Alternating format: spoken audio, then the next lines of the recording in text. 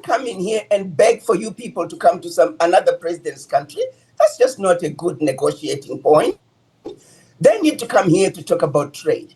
Because if they trade fairly, they can use their natural resources to make sure that they improve the quality of lives for their people. The reason these young people are trying to leave Africa is because there are no opportunities for them. They don't see a future. So they're trying to go somewhere else to find a way out. But if the opportunities are there, I can tell you, the average African wants to stay home. They know that it is difficult going abroad. It is difficult coming to the United States. It is difficult coming to Europe. They know the hazards of living. But in some cases, we leave these young people without a choice. So if we can use our natural resources to improve their quality of lives, to give them the opportunities that they need, nobody would leave Africa. That's just the fact. So, yes, we have been exploited for far too long.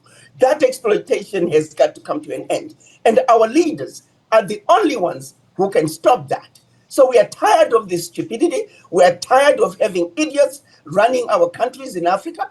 Too many of the governments, they have people who are working for the government, who are on the payrolls of foreign nations. So, these leaders are also working under difficult conditions because some of our governments are heavily infiltrated by their own people. So we have a lot of cleaning up that we need to do as Africans.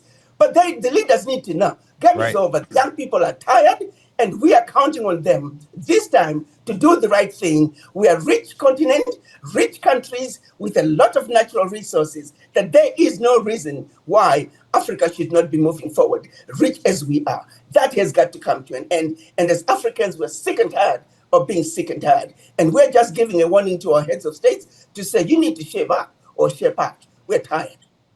Dr. Arikana does not mince words. She reminds Africa that we are not a poor continent.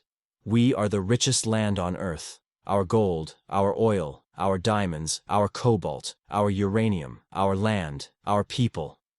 Yet, we appear poor because of cowardly leadership. She asks, why do African presidents fly across the ocean to kneel before leaders of other nations? Why do they act as though they have nothing to offer?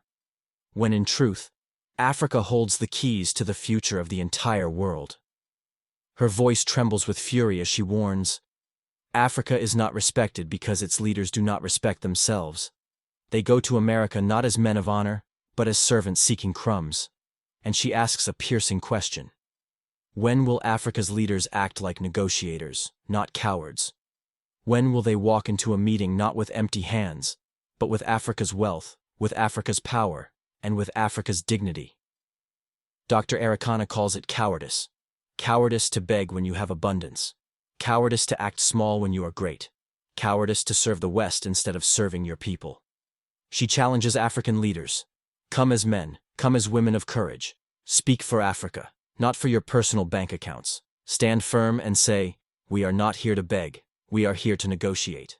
We do not want a new situation where the United States is basically replacing what China has been doing in the DRC, what the Europeans, particularly France, have been doing in the DRC. What I'm hoping is that just like what China did when China decided to come and move into Africa, they looked at what it is that the United States and Europe were getting wrong.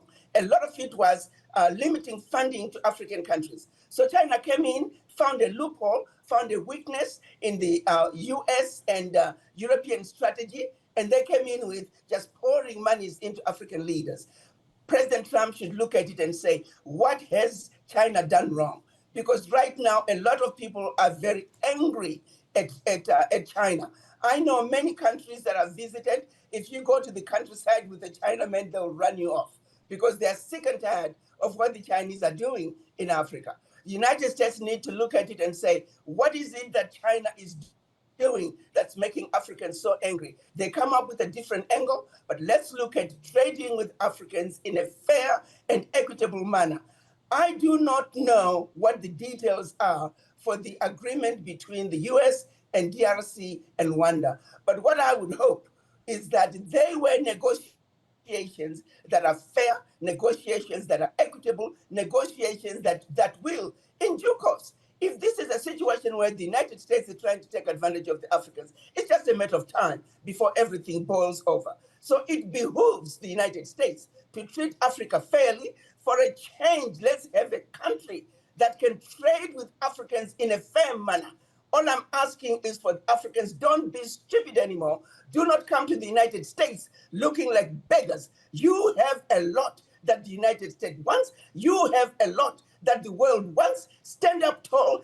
Have the to stand up like any other man on earth and defend us. As Africans, we are counting on you. We are sick and tired of giving up our natural resources for peanuts. So yes, African leaders, do not come to the United States as beggars. Come to the United States as equals to negotiate with President Trump. Do not take any rubbish that he throws at you. Do not allow him to bully you, because he has what you need and you also have what he has what you want. So this is about trade.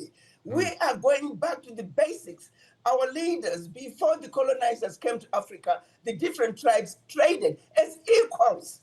We're going back to that environment. Let's embrace it. Let's look at it for what it is, and may the best men win. Africans, wise up. Come to the United States prepared, because President Trump will trump you.